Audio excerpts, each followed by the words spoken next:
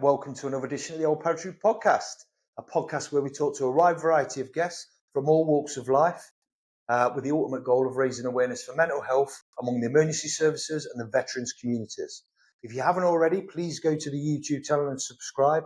It helps massively in getting the messages out there to reach further and wider if possible. Without further ado, a bit of a different podcast today. In person, I'm joined with former paratrooper, one para for his sins, media security advisor, and CEO of COSAIN Consultancy, Ken Perry. How do you, Ken? Chris, how's it going? I'm good. I'm good. Thanks for joining me. Thanks for having me on. No dramas at all. You might not want to thank me afterwards. No, well, we'll see how it goes. But what I like to do with all the podcasts, start at the beginning, get a bit of a background about yourself, where you grew up, and then ultimately what led you down the route that you took in life. So over to you. Where'd you grow up? Well, as you can tell with the Frank Carson accent, where I'm from, I'm from Belfast. So grew up in Belfast, born in '76, kind of raised up throughout the Troubles. And then, I'll come back to that. So I joined Parag in 1995. And went through the depot, but I suppose we'll go back to the beginning, kind of growing up in Belfast. So I come from North Belfast, a place called the Shore Road area. Yep. Again, obviously 70s, 80s, 90s. I left 95. And the Troubles were obviously going on. Now, I'm not going to, give the whole Belfast child story because actually it wasn't that bad as what, people may think growing up. Obviously there was a fair bit going on back then, but as I tell people are quite intrigued about it, especially with the travelling that I've done over the years. And when you tell, I'm from Belfast, even this morning, actually here in Richmond, I was talking to a guy that works here in the poppy training, and he's not where he's from, Belfast, to kind of still give it wide eyes a little bit. And, it's obviously not like that. That said, growing up, it was very kind of the best way to describe it's territorial. We grew up and there was this, Catholic estates nearby us, and it was just, you just didn't go there. Do you know what I mean? It was like Belfast was kind of parts of it were segregated, as in the areas. And I'm saying some, one bus route you wouldn't take because it went through basically a Catholic area. And that was quite relevant when you go to school because obviously your uniform that you're wearing, it can, it indicates what religion you are. So, I had no dramas like going through the Troubles, and we were just institutionalized. That's right. Good word. You got it right. I did.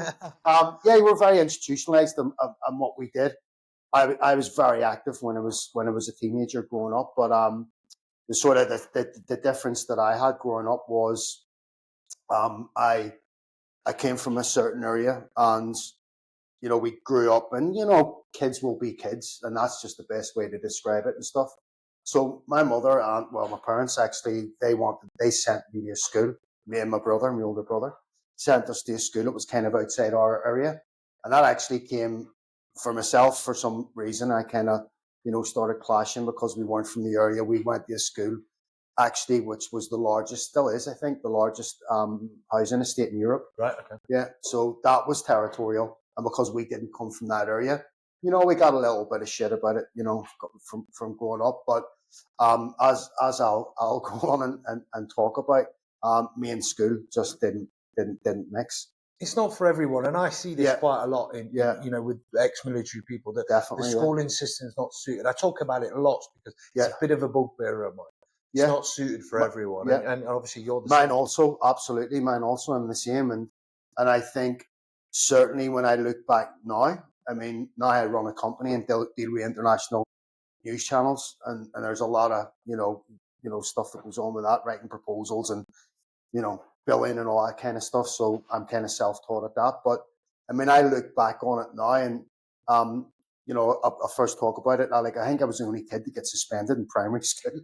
Right. So I've been suspended from primary school myself. So I started off that journey getting suspended in primary school.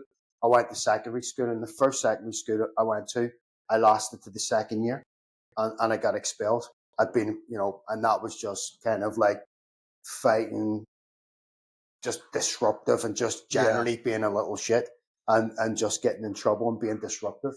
So I actually then went to the school that my parents didn't want me to go to initially, because I'm with my mates that I run around in the streets with and all that type of stuff. So bad influences, perhaps. Well, probably I was more of a bad influence on them, to be fair, So then I went to the school that I did go to, and that was a mixture of kids that came from various estates around.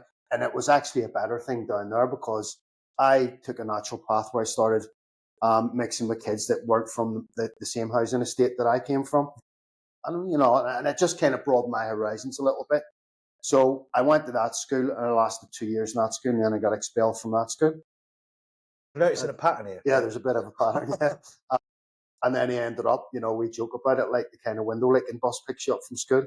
Yeah. And he ended up in a school for real bad kids. Yeah, well, yeah. I'm a bit of an advocate as well for ADHD and stuff like that. I've got ADHD, and I know like it seems to be a thing at the minute with everyone getting labelled, but for me, it kind of helps me understand my own brain. And back then, when you were growing up, which is sort of similar generation to myself, you were just labelled as a naughty kid. Exactly. When perhaps there's other things going off that you're not kind of aware of. Yeah. And obviously you probably found that out for yourself as well. Well, I mean, you're right, Chris, and the schooling is completely different now. Completely different in the sense that, there was a lot of stuff that went on in the secondary school. Obviously I was getting, kind of suspended, getting, again, not so much fighting, but being disruptive in class and that type of stuff. And what actually happened was I was slightly late. This is the incident that kind of finished it all off. I was slightly late for class, and I walked into the classroom, and the teacher was like, why were you late? And I was like, oh, whatever, whatever excuse given that I was late. And he threw a duster at me, and it hit me on the back of the shoulder. And I responded to him with throwing a chair at him. Yeah. I got expelled. Nothing happened to him. And to be fair, my parents tried to fight in the corner in that respect, and we did come to some sort of compromise after this. But where I think every kid hasn't not hitting like kind of the lowest level you can go to, but I distinctively remember now, and I'm 48 years old now, and that's like a long time ago, of going to this special school, and then I was mixing with kids from all over Belfast, and particularly kids that from kind of Catholic, Republican, nationalist areas, which was kind of like a little bit, sort of. I'll come on to something in a moment, but yeah, these were like really kids with problems and stuff like that. Like kids were coming in and they're like glue sniffing in the toilets, and what'd you get up to yesterday? Oh, I stole a car and rammed a shop front and stuff like that. It was at that kind of point where I was like, I need to. This isn't for me. I need to do something about this. So I think I spoke to the kind of like we had what's one of a better word, care workers at that time, and I spoke and I said, look, if you get me out of here, like social work, yeah, that's probably it. So I worked with the kind of social worker that I had, and I was like, look, obviously I wasn't thick. Do you know what I mean? I was like quite an intelligent. When I applied my mind to the work, and they knew that as well. And we came to a compromise, and the compromise was on my 5th year of school, the school agreed for me to go on permanent work experience. Right. Okay. So instead of like kids do 2 weeks work experience, I basically, Okay. But what that did, Chris, like, so the deal was that I would go back and sit my GCSEs, of which what happened was quite interesting. So I took a job in the docks in Belfast, working on tugboats, tying boats up, and I was getting paid a king's ransom doing it, and it gave me a taste of grafting and earning money. So I can remember, and people who know me and went to school with me can, would know this as well. I went and sat in the GCSEs. They said I had to go to the GCSEs. They didn't say I had to do them, and I basically sat, my high-vis vest on, filled my name out. As soon as it was like, right, you can go now, straight back down to the docks and working again. But yeah, and again, sort of drawn back a little bit on that. I had quite an successful outside school life. So I played football, and I got a really good level back then. Of played for one of the best, probably the best team in Belfast at the time in my age group. What I did do, which totally broadened my horizons back then, was I worked in a greyhound track. So the policy, my brother was meant to take the job, or took the job, and he didn't like it.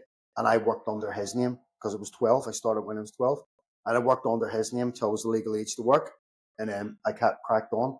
And I worked in that greyhound track from 12 till I was 16. Yeah. So I was turning 16. But what that did, it was super helpful, because the owner of the greyhound track, or certainly the manager of the greyhound track, had a policy. So we paraded the greyhounds, obviously in front of the stadiums and stuff. And there were six greyhounds at race, and there was two reserve kennel boys. And the policy of the greyhound track, and this is back in the late 80s, and like Belfast was pretty active back then, to say the least. The greyhound track was in between two areas, a Protestant area and a Catholic area. Right. And these areas were pretty active, should we say, with troubles, riots going on and all this type of stuff. So what year is this? Is like late? This would have been so I started early 90s? Late 80s, early 90s. Yeah. So it was still in full swing. I remember, the guy taking the car park money got shot, we were going into work and stuff. But, it was the thing the good thing about that was, Chris, is that up until that point, I'd largely, just because of the way Belfast was back then, I kind of largely stayed in my own area. Yeah. That's just what we did. It wasn't, we weren't segregated by anybody. It was just the situation at the time. So, sorry, going back about it, was the policy of the guy that owned the greyhound track, or managed the greyhound track, should I say, was that he would have 4 Protestants and 4 Catholics. Okay. Working together. So, yeah. So I'm come from this area, the Shore Road, and then I start working with Catholics, and it was they're the same as us. Do you know what I mean? These lads are the same as us, and we're the same as them, and getting up the usual skullduggery things when we were working in the greyhound track, and all that type of stuff.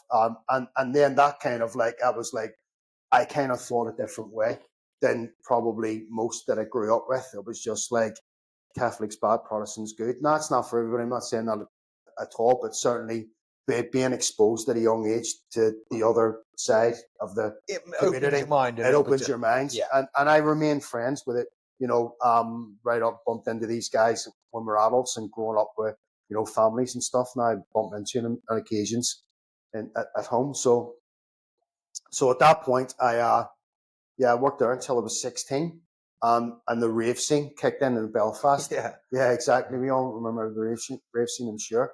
And even though we had the troubles on, right, the rave scene at the beginning, like any city across the UK and Europe, should have, probably better way to describe it, is that there was kind of raves, and we were old enough to start going out and all this kind of stuff, and it was great. But what happened is that the drug scene brought in the kind of terrorist groups and criminal gangs and stuff like that, and it started to get a bit out of hand, to say the least. The usual type things,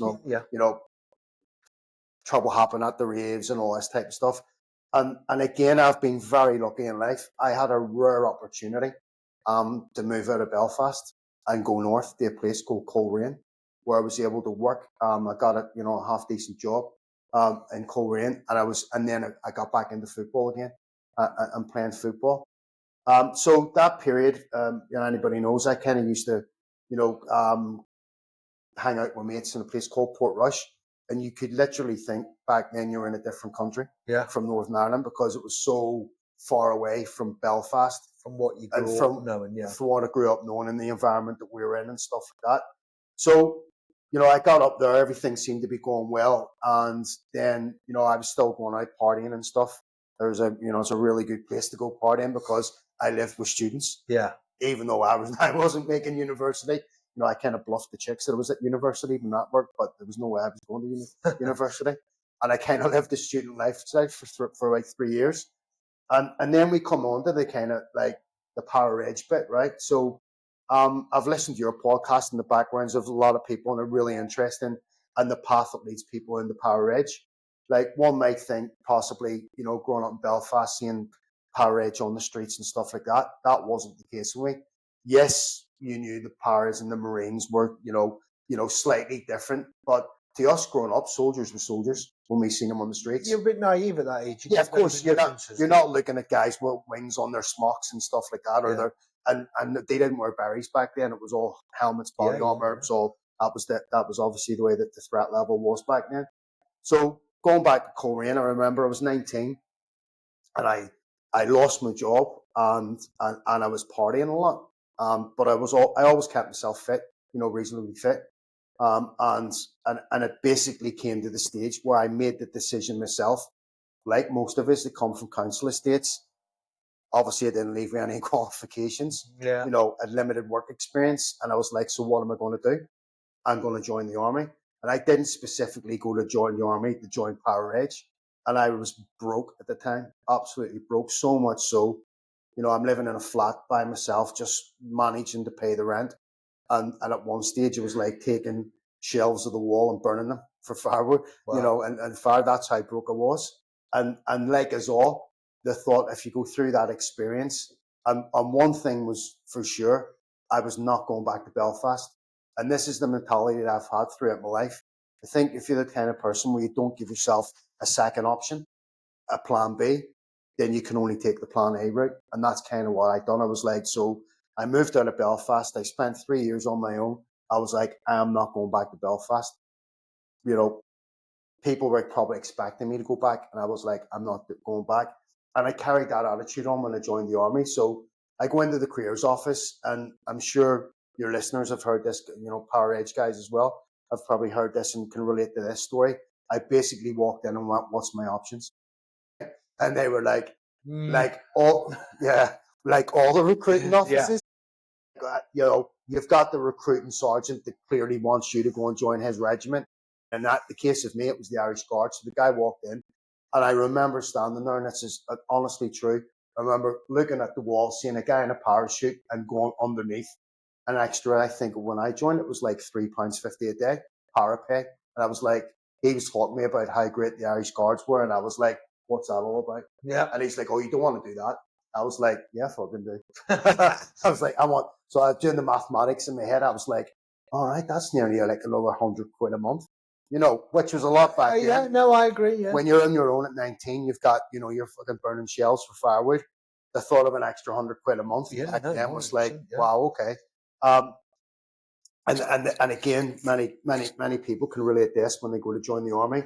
This guy said to me, if you go and join the parachute regiment, right, coming from Northern Ireland and Belfast, where you come from, you'll get a hard time. And I was like, what do you mean?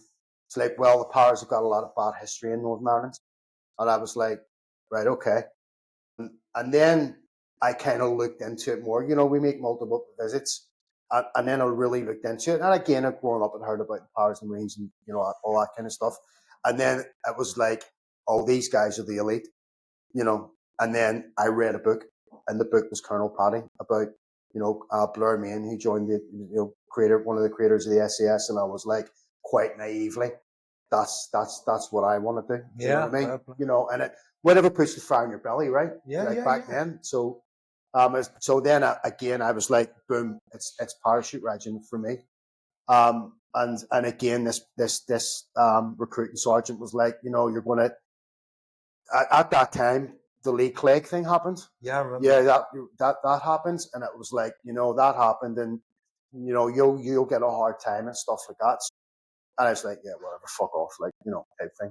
And I was like, right, okay, so I'm going to do this. So I stuck my mind to it. I stopped going out partying. I didn't have the resources to go out partying anyway, and I just got myself really fit and went for it. And it was, you remember when we done prac? Yeah. Like, even to fly to Birmingham and be given the money to buy food on the way, for me was just like, all right, okay, well. And then I went and I did prac. I got an A pass on prac, which was fantastic. And at that time, actually recruiting was really high up at that time. So it was like some lads who got B or C grades on prac would maybe have to wait 3 months. I didn't have that option. So that's why when I was doing all the tests on prac, I was like, I'm going to base this, because I need to get in right now. Yeah, you need the money, really. I need the money. I need the roof over my head, and bit of security. A bit of security. like, you know, you go before you know, when you first join the military and you get exposed, especially as we did doing prac, which is amazing insight and cuts down the recruiting process as well, doesn't it? You know, cuts the, you know, that was fantastic.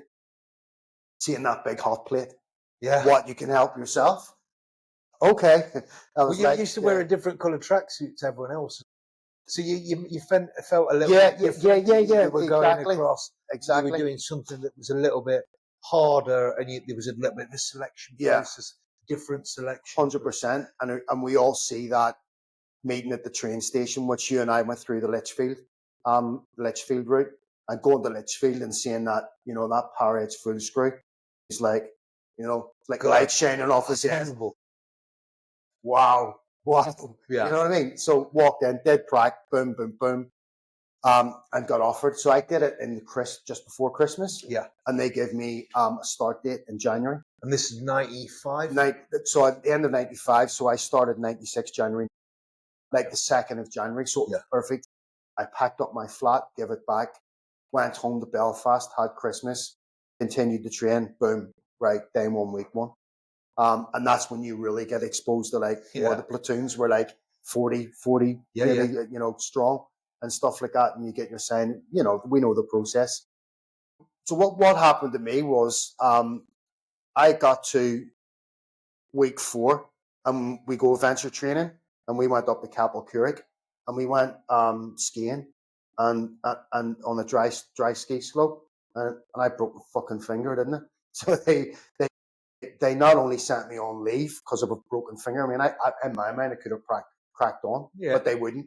And I had to start back from day one, week one again. No way. Yeah. And that was 4 weeks is a long time, isn't it? Yeah, well, I was going to say, for the people watching and listening, like 4 weeks in Parade's Depot is like a lifetime because you feel like you're constantly moving forward and then to get that knockback. Yeah. And don't get me wrong, there was lads went through far worse, you know, backspun like what I experienced. But for me, that was like, it gave me that nobody viewed me going back home because I like got sent back.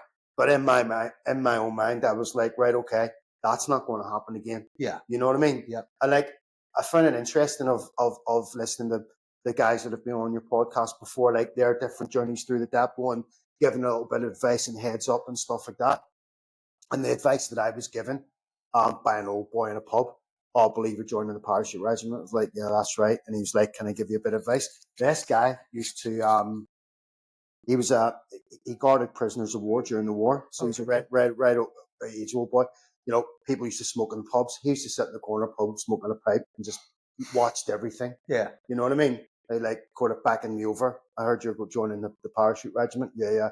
Right, let me give you advice. Keep your mouth shut and keep your ears and eyes open. Good advice. Good advice, exactly. So, and obviously keep yourself fit. But again, like, you know, these different, I broke it up when I went back after that back squad. I was like, that's not going to happen again. So I was like, so what I did was take day by day.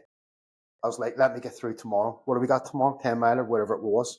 And you know, right up to getting so-called pass out of Lichfield. And then you go to Carrick. Which is another eye-opener, isn't it? Of course it is, yeah. You know, you go to Carrick and you hear the horror stories and, you know, this is where you're going to do P Company and all this type of stuff. You think you naively think after Lichfield, it's going to be Slipper City up the face. For a lot of units, it gets a lot easier. Yeah, no. And you're seeing lads that have done P Company walking around with the Barry and you're like, that's a million miles away from me. It seems that way. So in my mind, I was like, I'm not going back home because a lot of people, because of my issues at school, were like, there's no way he's going to stick the powers and the authority of the powers and he'll be back in 2 weeks. So that was in the back of my mind. Well, that's not going to happen. And then the other part obviously was, you know, breaking it down day by day, week by week. I need to get to that part. I need to pass P Company. I need to do my jumps and, you know, so on and so forth.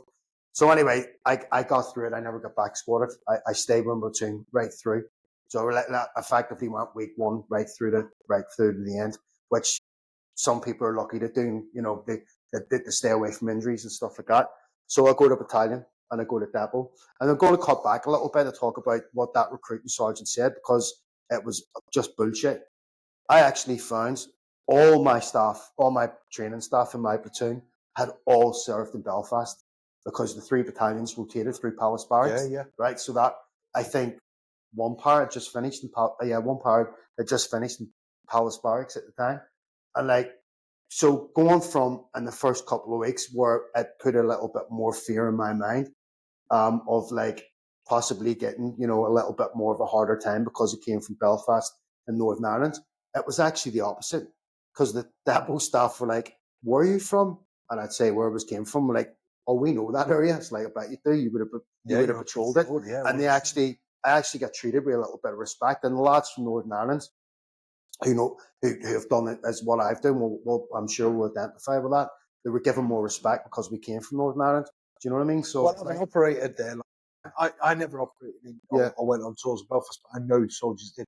They talk about how kind of tough it was in the 90s. So they'll be able to relate to you growing up there thinking, shit, you know. Well, I mean, there was still a threat on like that. And like, my motivation wasn't to join the powers for any reason, related to the Troubles. Yeah. I just wanted to join because it was like the only option I had at that time. But obviously, as we all join, we get brainwashed a little bit. You know, they build you up, and in a good way, and stuff like that. And what I noticed, and I'm sure you'll identify yourself with this, Chris, is like when you join and you meet all those guys. Like, it was like 11 guys in my section. It was like one was from Jamaica, one was from South Africa, one was from New Zealand, couple from England, wherever, mixed Wales, Scotland, and stuff like that. And it's like all Canada, the Janes, exactly that. And I was like, this is, okay, I like this, and you're looking from that perspective of me not being able to, kind of grasp school of someone teaching me. It's a lot different when there's a full screw teaching you shit that you're actually interested in. And and the point for me was as well, they've done what you've done. Yeah. They've been on that journey that you've been in, and they've hit godlike status in our eyes, right? Yeah. And that's why I was just like, I was like, okay, I'll listen and learn here and stuff. So anyway, the rest of Depot didn't go without hitch, and then I joined One Para, and again I had to go. We all have to go back to that. Right, you've joined battalion now. It's a little bit more relaxed, but you're still the Joe. You're still the new bloke. You're still the new bloke. And that lasts for quite a while. That's for quite a while. Again, the next platoon didn't come to One Para for a good 6 to 7 months, perhaps. So you're always that new bloke up until then. And it's just a case of do what you're asked. Yes, there was maybe a little bit of bullying going on, but no one really did it to me. I seen it going on. But again, I don't know why it was the Belfast kind of like Northern Ireland aspect. People, kind of knew we came from the environment we did and stuff like that. And you keep your own little group that you pass out with. Do you know what I mean? Yeah. And we still, I'm sure we'll have. Until you get integrated. And stuff like that. And that was it. And I joined One Para at the right time because we went on many deployments. And that was that. So what was your first deployment? Just skip, like, obviously we talk about what we want to kind of really get talking about. Yeah. Obviously, so tours you went on when you'd have been obviously, like you said, that was the first tour. Was back home. But at that stage, thankfully, the peace process came in, and it wasn't active. It wasn't active at all. But it gave you an insight into what had went on for years. Yeah. Right. Blokes living in those small, we lived in a porta cabin with like maybe 9 or 10 guys. I mean, you wouldn't get away with it, not today. No. Health and safety and all that. Yeah, and I'm not saying it's different in our day. It just kind of was a different. I think every generation is different. And I was just like, I remember thinking to myself, thank God I wasn't like doing this in the 70s, 80s, and 90s, or well, I obviously did it in the 90s, but it was a different environment. So. I mean, I'm not going to talk about the Northern Ireland tours because nothing happened. Yeah. Simple as that. I did 3 tours in Northern Ireland, and then obviously Kosovo came up. That came around. That was interesting. Sierra Leone came around. That was interesting. I went rifle company, and then I went to support company and did anti-tanks for a bit. And then, I went to D company for a bit, ended up doing Provo and stuff. So it was a general kind of battalion life. But one thing that changed and I know you were a part of this change as well, Chris, was 2003, the Iraq invasion. So we all went to Iraq, did what we had to do in Iraq, came back, and the security industry just blew up, didn't it? Yeah. Out of nowhere, really. Out of nowhere. I don't think anyone really saw it coming. No. The first person I seen was a former QM of one para, Ross Bishop. And one minute I remember seeing him as an LE major, a battalion, and the next minute we were in, where was it? Some airfield. Anyway, he was there in civvies, working for a civvy company. He was the first person that I seen working in that private security kind of industry that exploded. So we went back to Dover. I'd done juniors. I was kind of on that path. Seniors is going to be next and blah, blah, blah. So like from 2003 and we came back and there was like many names, some guys I'm sure that you would know, who just popped smoke and then went straight out into Iraq, joined your armoured groups, your agencies and all that kind of stuff. And a King's ransom. I mean, I think the pay back then was 500 quid, 600 quid a day. There was a lot of companies, you were looking, you weren't unusual to pull in 19 grand a month. Yeah, exactly. Yeah. And at that stage, I held off, right? I remember as a full screw. And I think I was clearing probably about 1,300 quid a month. Yeah. Right? Yeah. And you're grafting for it. Yeah. Because I had to step up many times like we all did to be an acting platoon sergeant. So I'm running a platoon, getting paid as a full screw, and seeing the guys, because we were in Dover, seeing the guys coming back and driving BMs and living the rock star lifestyle. And you're like, what am I doing here? But I held off like the 2006. And then we all know what comes with that job is the risks of that job, right? Absolutely. And a couple of really good friends of mine, and I'm sure you've known a lot of guys, got killed in Iraq by EFPs, ambushes, all that type of stuff. They weren't getting paid that money a day for nothing, were they? And I was quite lucky that I didn't go down that route as such, because I ended up on a training team in South Sudan, right? So it wasn't like doing the cannonball run up and down, Route Irish or Route Tampa every day. Basically, I went with largely a group of guys from 2 para, old Falklands boys. So you decided, so this was after. Sorry, yes. So you decided, right, this job from South Sudan came about and I got early release. And I was like, I'm out of here, I'm done. But one thing at that time, and it's an interesting point, is like when we were going out on the piss in Dover, there was guys coming down from these companies.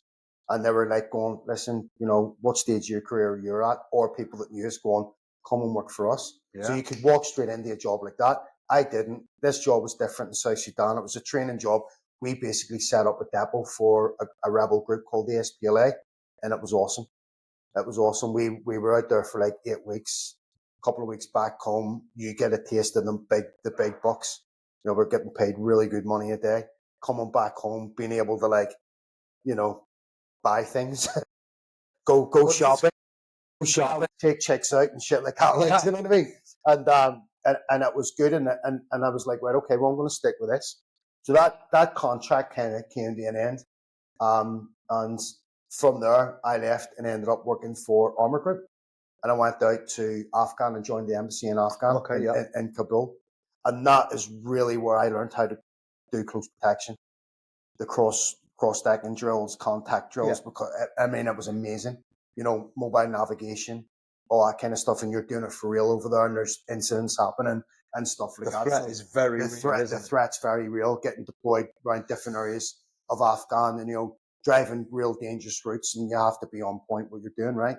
So I got the TL status of that. I spent like a year and 2-3 months or something doing that, moved on from that, and this is where the story gets interesting, where I kind of done things a little bit different, is that I ended up, for a friend of mine, because we all know how this industry works, the private security industry works, I ended up, he said, we know there's a company in Dublin and they're recruiting for Haiti. I was like, where the fuck is Haiti? I didn't know where it was on the map.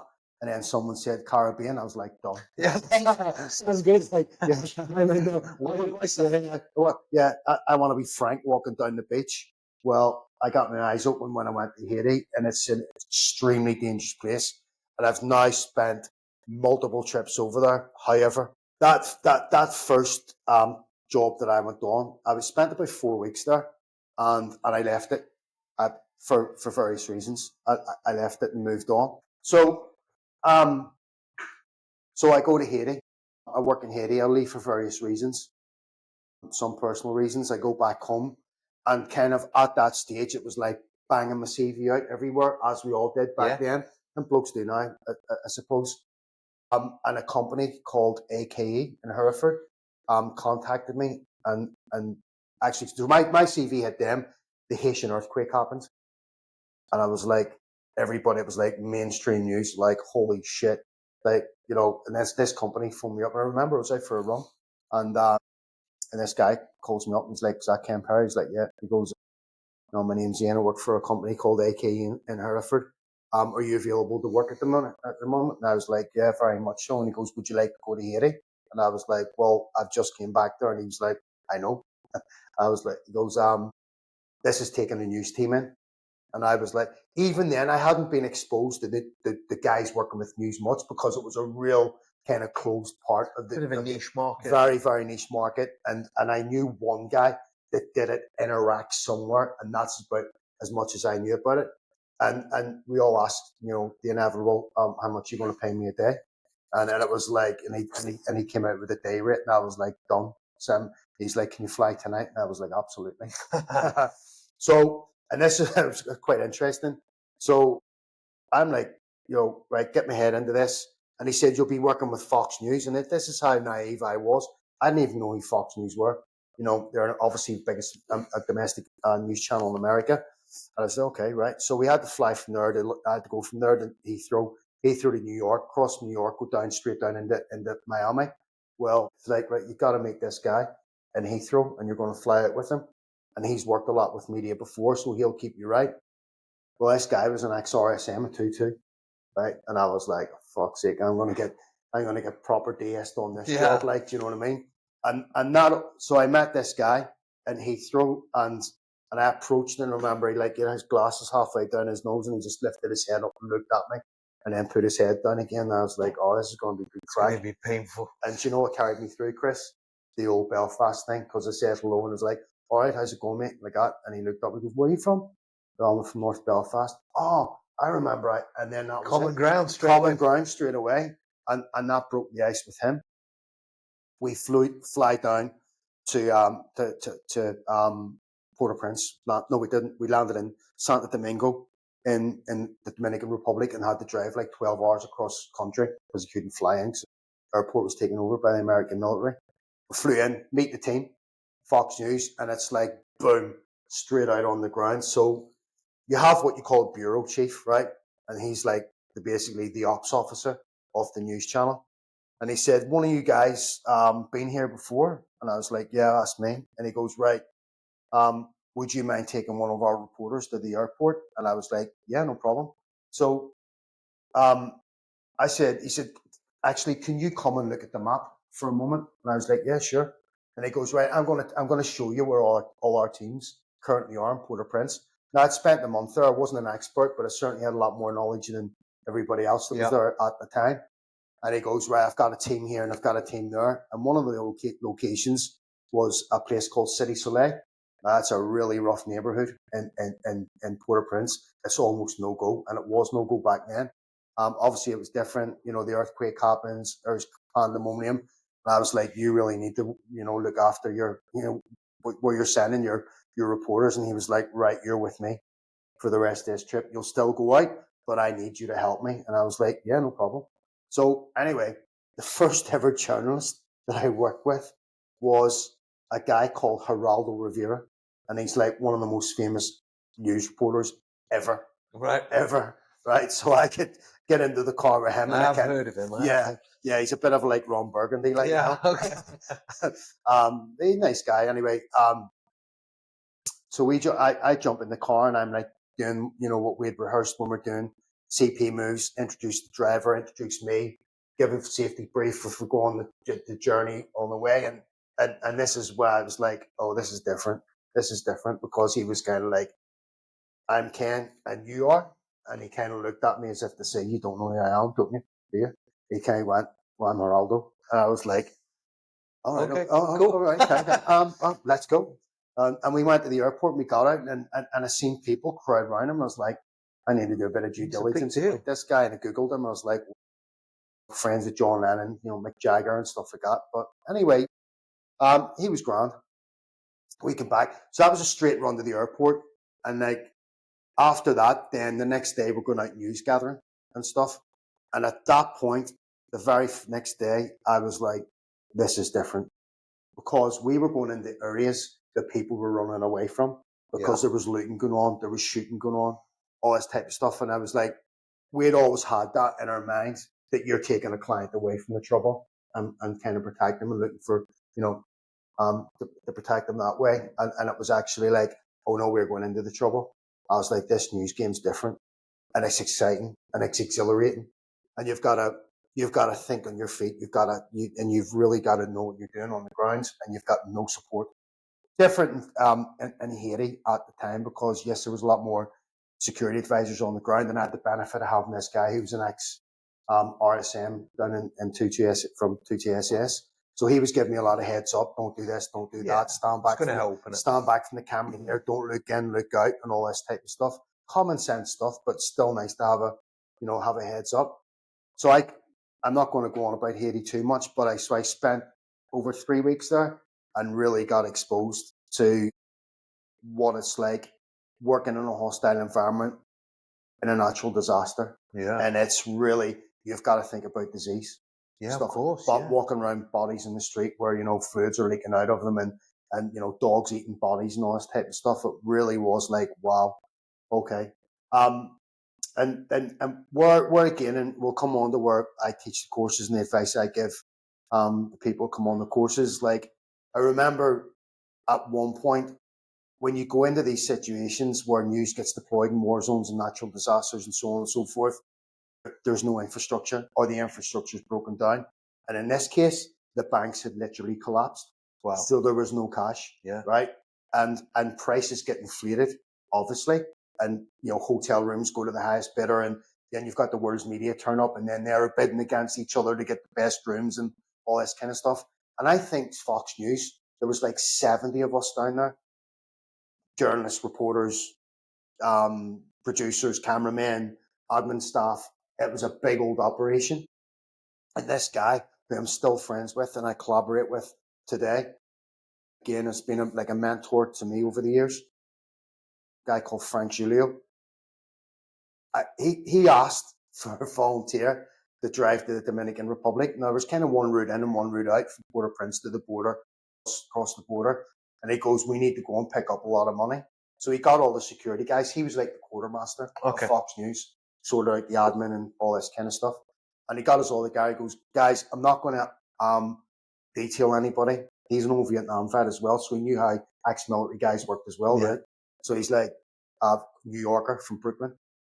Guys, I'm not going to detail anybody, but we need to go and do a cash run to Santo Domingo in the Dominican Republic.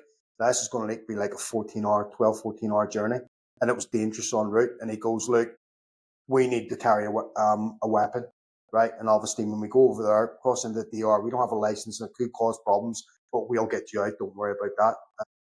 So all the security guys are standing around. And he said these words, Chris, he was like, whoever volunteers to go will get a free night in the Hilton. He hadn't even finished the Hilton Hotel. I was like, I'll do it. I'll go.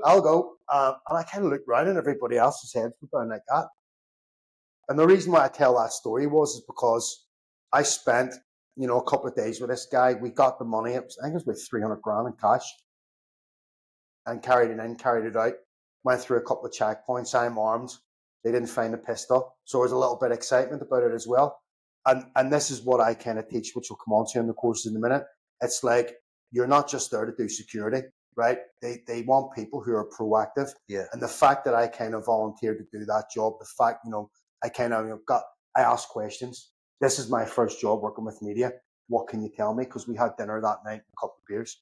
What can you tell me about it? And he was quite willing to give me advice and all this type of stuff. I didn't really realize how big he was in the organization. I was just like, he's a nice guy. Yeah.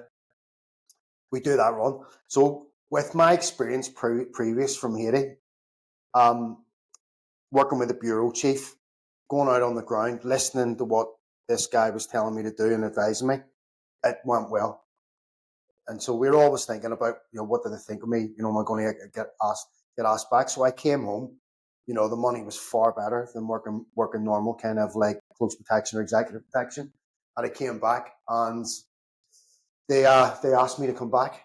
I was like, how did I do? Is everything okay? Thank you so much for the work, which I think, which lacks a lot of people as well today. It's like kind of, I was genuinely thankful for the opportunity to work. Yeah. In media, it was like right high up, in the security industry. And that company was called AKE, right? And it's a really important part of this kind of whole story in the world and how I got involved in it and stuff like that. So I came back from Haiti, and then shortly after that, the Arab Spring happened. Wow. And that was just like massive for news channels. Massive. And that's really where I learned the craft of media security. So back then, Chris, there was only a handful of companies that operated in media security, and there were 95% only employed ex-special forces, right? So I want to talk about AKE because it's a really important part of the story. So AKE stands for Andrew Kane Enterprises. Andrew Kane was ex-2 para, went 2-2 SAS, went to the Falklands. He was part of the Pebble Beach raid, all that kind of stuff. And he was like the pioneer of media security. He was one of the first ones to start doing it. Obviously, there was no training courses for him. He kind of learned as you went along. When I, quite luckily got involved with AKE and the Arab Spring happened, and I was one of those guys that went on the ground, it really felt like how a young footballer ends up playing for Manchester United. Like this organization and the people work for it really were, the top operators and stuff like that. And that was my story for the next 7 years. Wow. Yeah. I ended up, kind of like full-time employed with them. So as I went along, learning personalities of journalists, like the correspondent, the producer, the cameraman, and I switched off from the security industry, right? The normal stuff that people are doing. Yeah. Guys always chasing jobs. And I was like, this is for me. This is what I want to do in my life. I want to learn this media stuff. It's exciting. It's first and foremost, you're not ruled with a long screwdriver. And that's like how I kind of, like the model, COSAIN, is that you want individuals to work who can think for themselves. They're not going to be on the phone every 5 minutes going, what do I do next? Yeah. Because you are that person on the ground, and we'll come to that. So I worked for Andrew Kane for 7 years, almost solid, right? Arab Spring happens. And back then, it was like, there was so much going down in the news world. It was like, instead of taking leave, they sent us to a different country. So one minute I'm in Libya for like 8 weeks in Libya. I'm out of Libya, and they were like, where do you want to go? Do you want to go still? I was like, hell yeah, I want to go on the ground. So next minute I find myself in Yemen. Then I'm in Egypt. Then I'm back to Libya. Then I'm probably in, I don't know, back and forth, Egypt, Libya, Yemen, doing a couple of stints in Yemen. And I was kind of like on the road for quite a long time. You can't do that these days because of burnout and fatigue and stuff like that. But it worked. It worked back then. And these countries are extremely active in the Arab Spring. Yeah. Following the rebels all around Libya. So I started in Tobruk and followed the whole battle picture all the way around until Gaddafi got killed. And I was there when Gaddafi got killed. So again, that was the attraction. You're actually watching history going down, and it's it's quite a thing. Yeah, well, like I say, that all these things that you've been part of in the media industry are historic events. Historic events. To be there in person, it's like you're part of history, aren't you? Yeah, it really is. It's amazing, and the fact that, and I'll probably jump in now to this, the fact that you're going out with the team that day, and once you break down, and it's difficult to break down the personalities at times within the team because you're joining as a security guy, and when you join that person, girl, or whatever, and if you join that team, they transfer all their risk over to you, right? So you're not just there to do all the security; you're there to help out with the production as well. So I kind of, gained a good, decent reputation. People asked back for me, and I got good reports back and stuff like that. And I think once you got a passion for something anyway, you're inevitably interested into it and stuff like that. But going out with the teams and working and putting pieces of news together, which are going out to being shown to millions of people and actually bringing awareness to a lot of different situations, it really is quite satisfying, right? Rather than absolutely. driving some, rich multi-millionaire, billionaire, taking them from A to B to restaurants and stuff like that. For me, that's boring. Guys do it and good luck to them, but it wasn't for me. I was like, this is what I want to do. Just be constantly operational with news teams and go into different countries and just go, wow. Interesting stuff though, isn't Yeah, it? Because like you say, there's no sort of thing that you go on and be the same. It's different news channels. They want to bounce where the height of, so I can imagine being majorly interesting, like you say. And if you've got an interest in that thing and current affairs and the media side of stuff, brilliant, isn't it? Yeah, exactly. And what I did, Chris, as well, was on the downtime of journalist, I knew when to step in and step out. You need a lot of soft skills because you're working with people who are just grafting. It's kind of different. It's like if you can make their life easier, right? Because they've got an important job to do. Yeah. And if you can assist in any way, shape, or form, it's not only the decent thing to do, but it's good for your kind of career as well, because they'll go, well, you know what, I work with that guy, Ken, and he was, he carried this, he did that, he helped us out with this and that, and that's basically what kind of happened, in the journey kind of path that I went on through, where people kept asking for me to go back. So yeah, I was like, right, okay, this is for me, this life. And so 7 years, I worked on a rotation of, I'd be deployed anywhere in the world with the news team, probably take a bit of leave, and then we train journalists. And that was another really interesting part of the job as well. So we had a place just outside Hereford, and all the news channels came around it, because the news teams have to do hostile environment and first aid training every 2 years. Well, it makes sense, doesn't it, for So the environment. and this is where it really worked, and this is kind of like where I, kind of tried to model COSAIN on it. It's just, replicate what was done before. It's not rocket science. It was like coming off the ground, and I'm fresh, and then I'm teaching. So it's currency as well. And the lads that deployed with us, I'm like constantly, how did you do things there? What did you do different? Learn those lessons and take that and apply it to the courses that I teach now. So anyway, going back to it, 7 years working on the ground with the news teams, literally everywhere in the world, doing the training courses and then doing personal development courses, and then on occasions working kind of like private security details. Like I looked after, like billionaires. At one point, it's like the 10th richest family in the world and stuff like that. And that was me for 7 years. So there was a little bit of change up within AKE, and Andrew Kane sold the company, kind of like went on his own path and stuff. And I just kind of naturally, because I'd been in Gaza and it helped out a Channel 4 news team in Gaza where I didn't need to. It was just like a hotel was about to get smashed by an Israeli airstrike. They had nowhere to go. They had no security advisor. They had no vehicle. We did. I was working with another major news channel, and I was like, come with us, right? And that got back to ITN. And the guy running that, really good guy running that, he said, look, the next time you're in London, pass by and we'll have a cup of tea. I was like, okay. That was before I moved away from AKE. So I got in touch with him, went to London with him, and then got on the ground with working direct at this stage for ITN, which is ITV News, Channel 4 News and Channel 5 News. So this decision to go independent? This is a decision to go independent at that stage, because the kind of infrastructure within AKE changed dramatically. And I was like, well, I kind of want to keep doing this anyway, right? And, I was like, right, and had the opportunity. So I took that opportunity to go. Well, it sounds like the stars aligned, and it was like always, yeah, exactly. And, and again, those kind of news channels, we'll come on this a little bit, and talk about kind of like how we, COSAIN came about in Ukraine and stuff.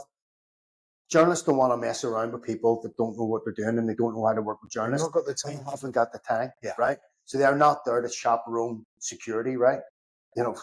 Obviously it's the other way around. And sort of off I went. Excuse me. And one of the journalists I worked for was actually from Belfast, and he's one of the most respected journalists in the business. And you know, we had a good relationship. And again, at that stage, I was then very experienced how to work with news teams. You know, Yeah. And it was good because, you know, I'm not a greedy person for money. You know, I like to work, I like to earn money. We all do and stuff like that. But I would go out and do jobs depending on what was happening in the news. And I'd probably not work for a month after that because I didn't need to. Yeah. For a month, 6 weeks, maybe even 2 months. So I never panicked about work, right? You know, guys who work. Oh, they're always chasing the they're next chasing one. the next job. It can be a stressful. It's very stressful. It's very stressful. It brings a lot of anxiety. You know, unfortunately at that stage, like, okay, well, you know, I've worked there for a month, step back, so on and so forth. So that was my life basically for the next, you know, few years. And then what happens next? COVID. We all get smashed by COVID. Yeah. Now, this is where the kind of, you know, my journey changed a little bit. What had happened is that, and I'm not, the need for security got bigger. Media security got bigger, right? So what I was seeing on the ground, and I would like to say I was very well established, you know, by the kind of 7-year point of working with journalists.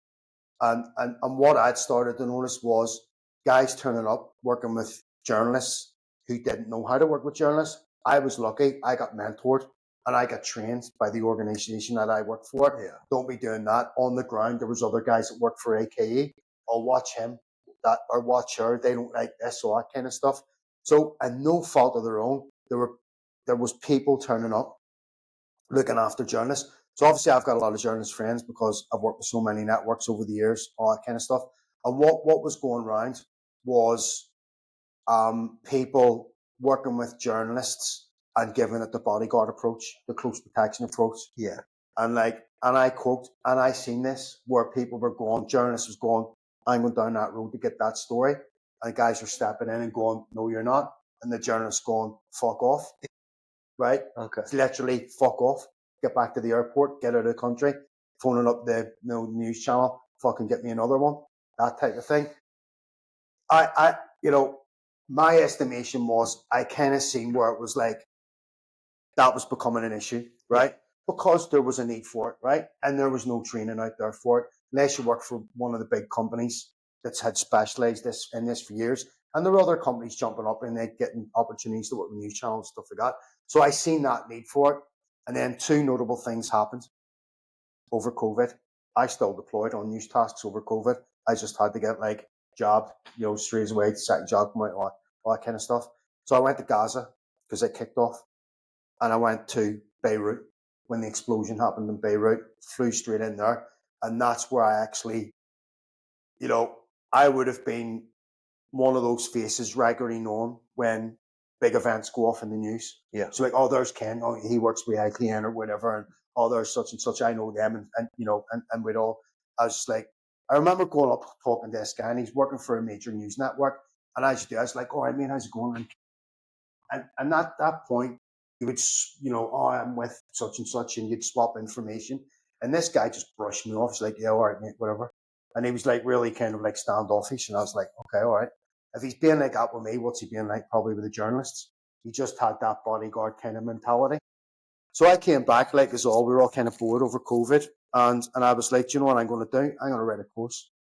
I'm going to write a training course because there's not much else to do anyway. Like us all, you know, cooking and drinking wine over COVID. Yeah.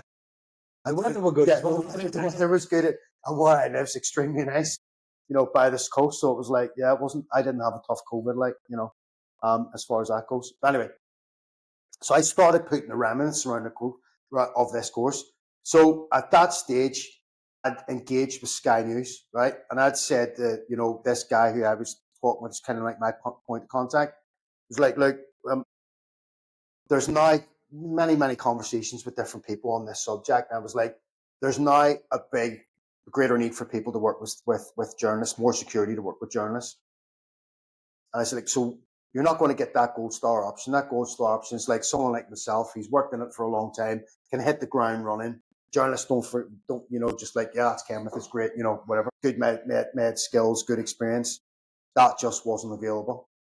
So our guys come in. So anyway, put the course together, went to some news channels and went, right, so will you take this course in place of experience? Here's the course, look at it, tell me what you think of it. And also I'll stake my name on people that come through the course. And I'll come on more to that in a moment.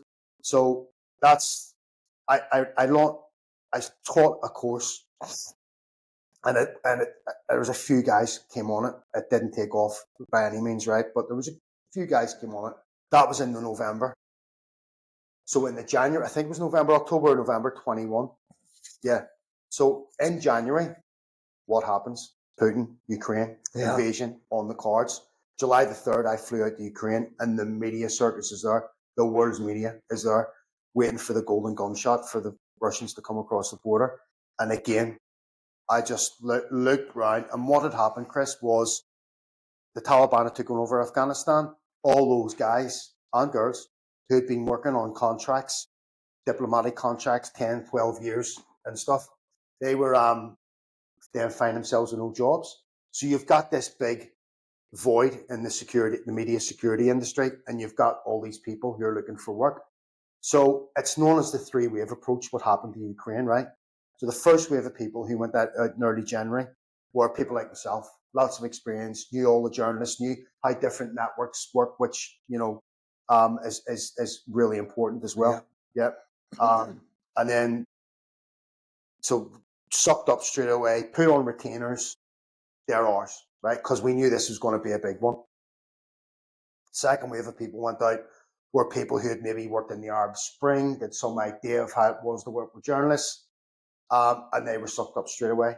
So this is where the problem started. And again, I'm not criticizing anybody, it just is what it is.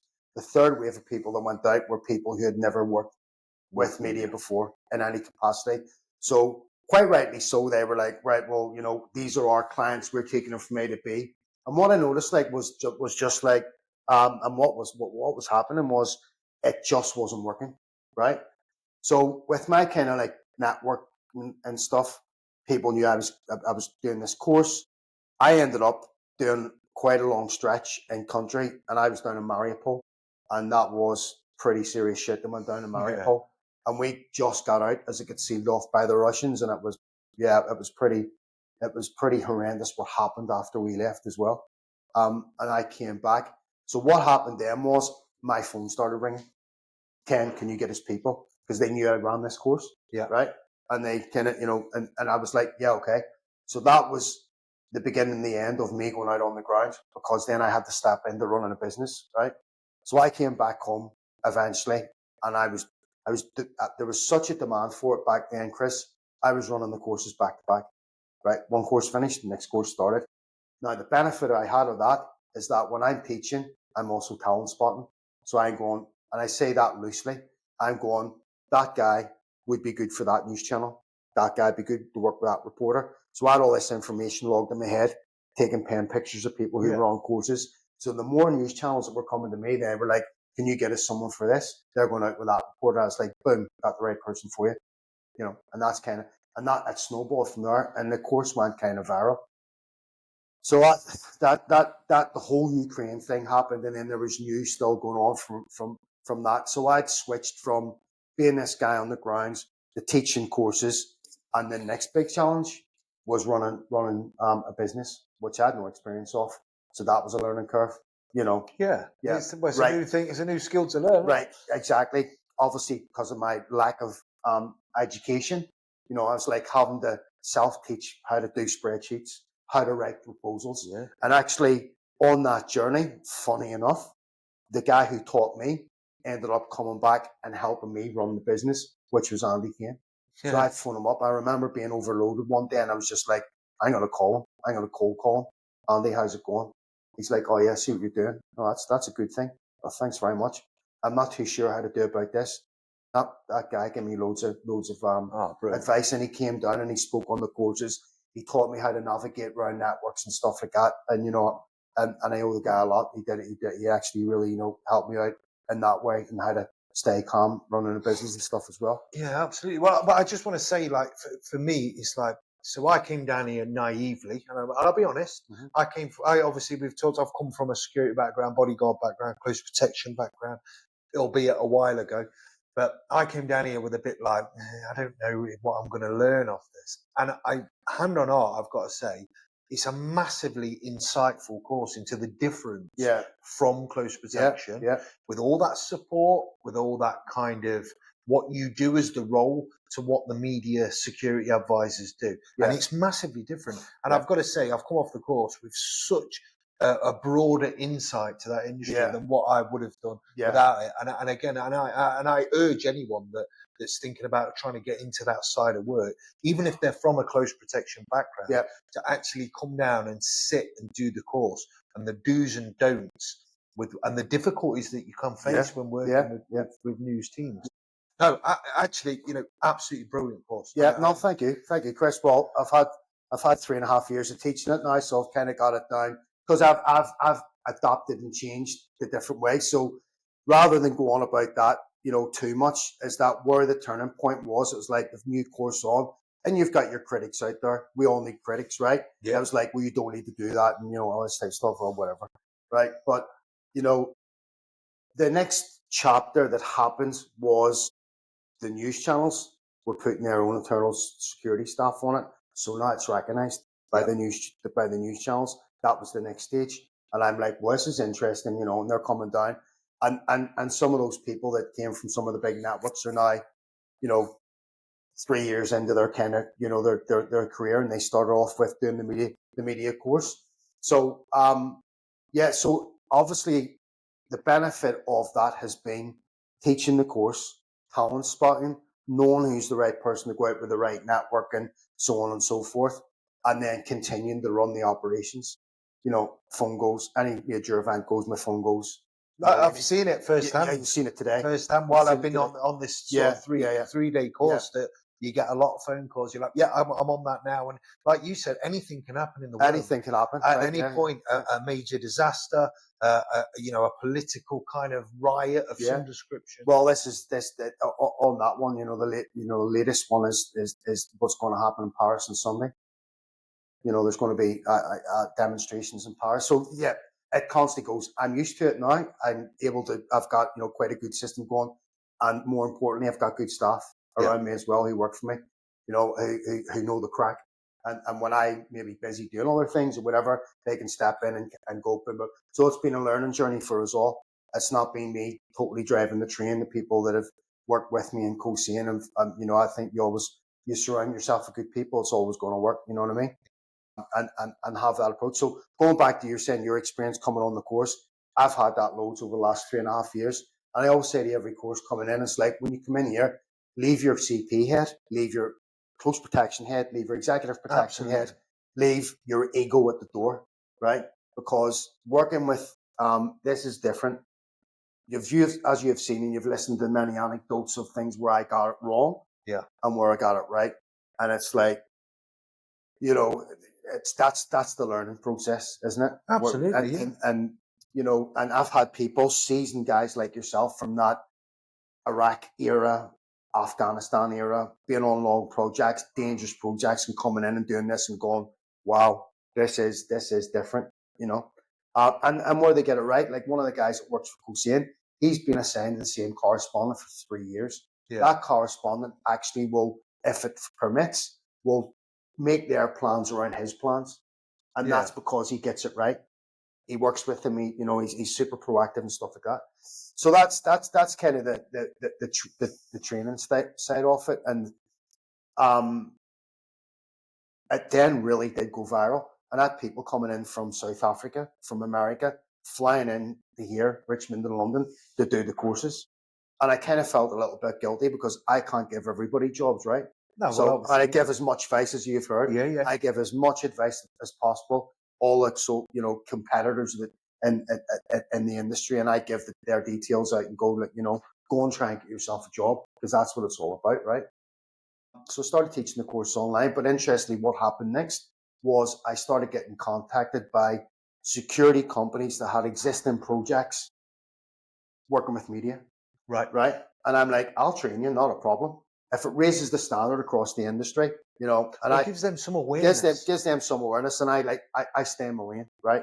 You know, it's a good thing to do. So I've been to America several times, down in Santa Monica. That was a tough gig. I bet it was. Sounds horrendous. Santa Monica, you know, going along in the morning, running in Venice Beach, going, did I get here? I woke up, we're going for my morning run along Venice Beach, and then I'm teaching up. Wow, you know, it's been fun. I've been to Portugal, all over teaching for companies. So one big company came to me, one of the biggest companies, security companies in the world, came to me and they were like, Ken, we'd like to hire you to teach our guys because we've got these media projects or contracts in place. Oh, okay, yeah. But can you get some sort of qualification? So my credibility of the course was the fact that other news channels were sending their staff on it. And then one of my clients, massive international news channel, said, we don't want anybody now that hasn't done your course. Wow. Yeah.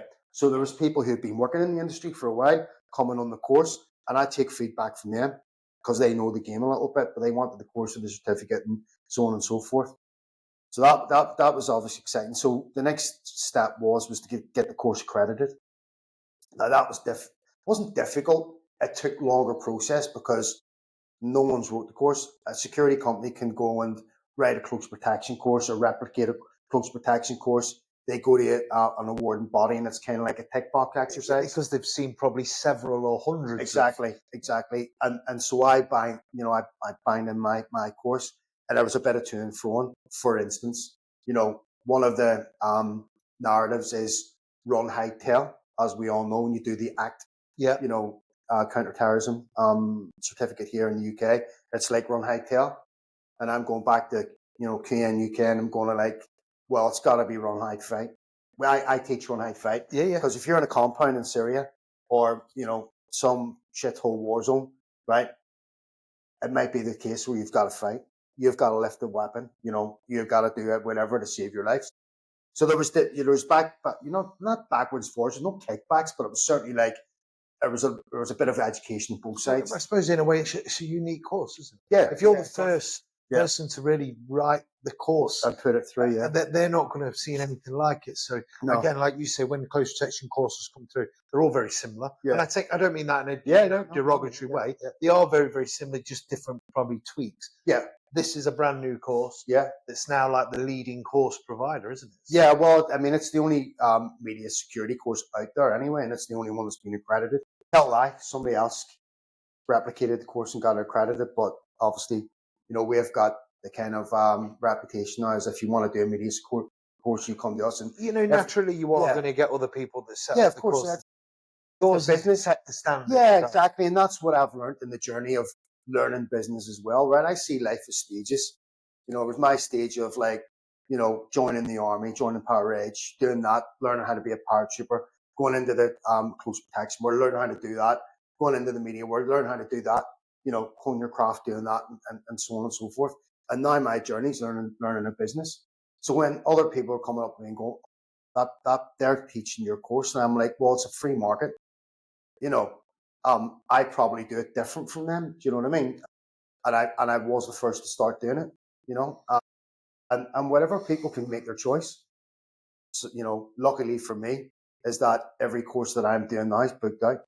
You know, back to back. You know, you've seen it yourself. I've seen it. I've been on. There's like 10 or 11 people on the course, and you know, like I say, I have come away from it, and I feel like I've learned a hell of a lot. Yeah, it's a different thing. I'm not just saying it because I said this to you before. We kind of sat down for it. Yeah, I mean, without sounding like a wall, it's like I would always, you know, and I always had that reputation of being like, it's kind of like the SF end of the industry, right? Because you're on your own. Yeah, you've got to think. When you're working for the big companies like you and I have, your agency, your army groups back in the day, you have organizations with, you know, you can change your vehicle, right? Sometimes I've flown into some obscure country in Africa and I've got to sort the vehicle. I've got to recruit the driver. I've got to make sure that you've got a lot of responsibility on your back. Absolutely. And you've got little things to work with, and you've got no backup generally to go to the team because you want them to be able to do their job and concentrate on your job.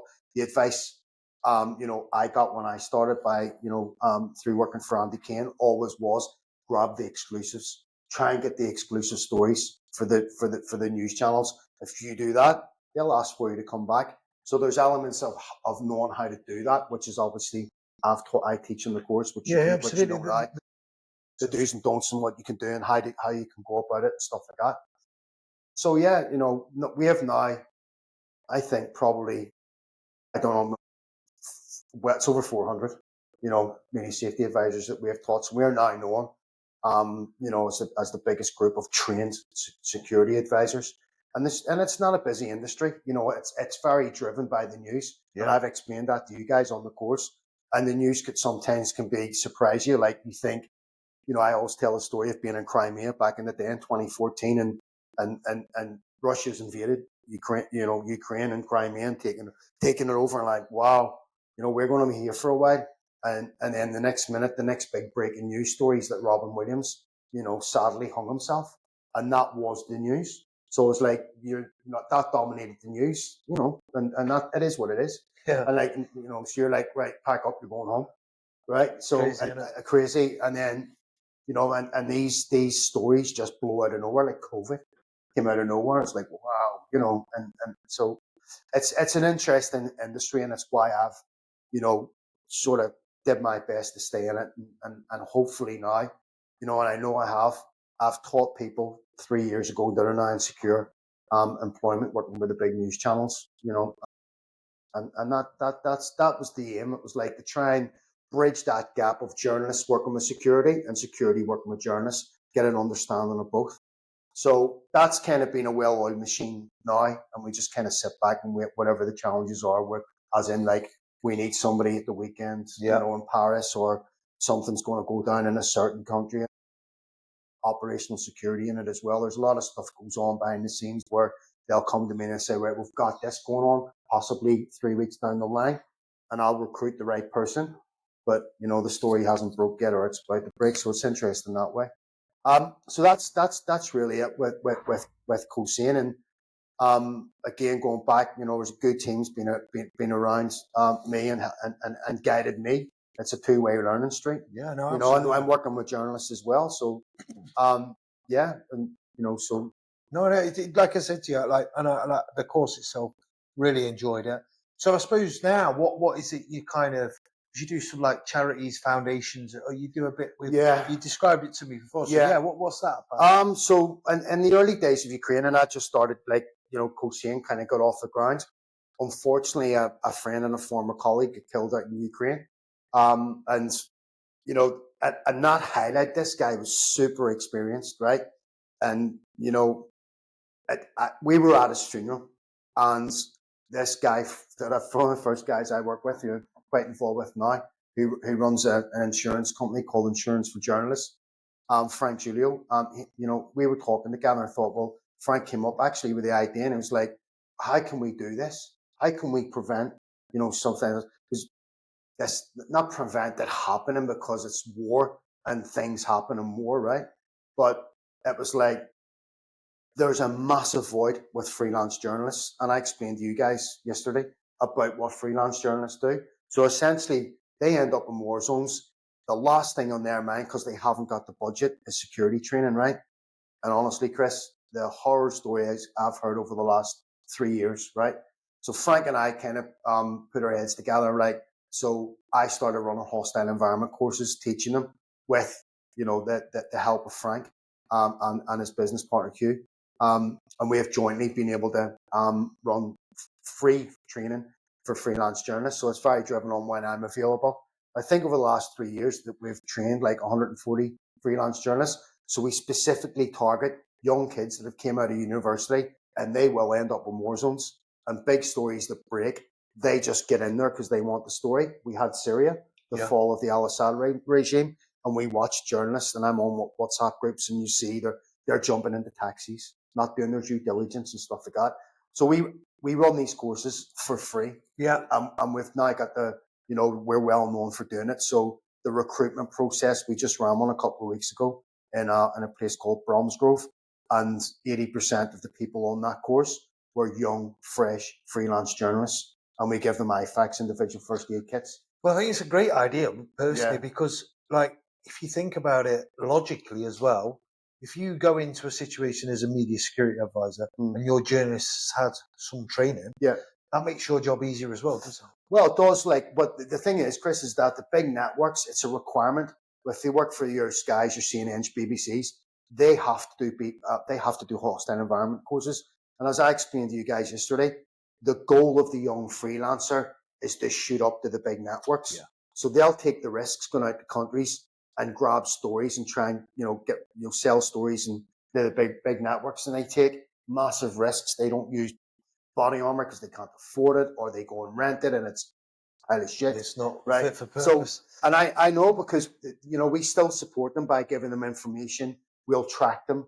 We'll give when they're in countries, and give us a shout if you're in trouble. We'll see if we can do anything. So we give them ongoing support as well. So we do that, and that works really well. And I know by some freelance journalists came back and contacted me personally and went, what you've done is what you taught us on that course through the first aid. And I the medical instructors come up and they're like, that saved my life, actually. And you're like, job done. Well, it's nice We're to not get going to that. about it, but Yeah. you're just going to go, No, that's the aim. Rewarding. You get that. Yeah, we do that. And the other three areas where we provide support, and I think it's always good to give back anyway, is that a very good friend and former colleague of mine, a guy called Colin Eastaway, and a guy called Pete McComb, both guys I served in one power with. Pete, unfortunately, got injured quite badly in Afghanistan. They set up a charity which specifically tackles veterans, homeless veterans, right? And they don't get any funding whatsoever. So when we can't help them, it's amazing what they do. There's no other charity that I'll stake my name on it that do and give support. These guys hit it head on.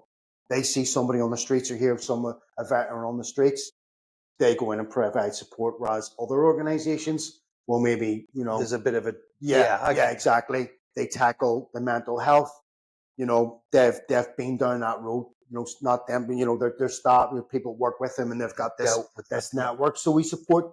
It's called The Block, and it's run out of Liverpool. And honestly, the work that they do and the help that they provide is just second to none. So I like to try and help them as much as we can. Anything to plug anything for veterans. Yeah, there's a couple of guys, and I've said to Col, like, look, if you know of anyone who's at that stage where they're ready to get back into work, send them down.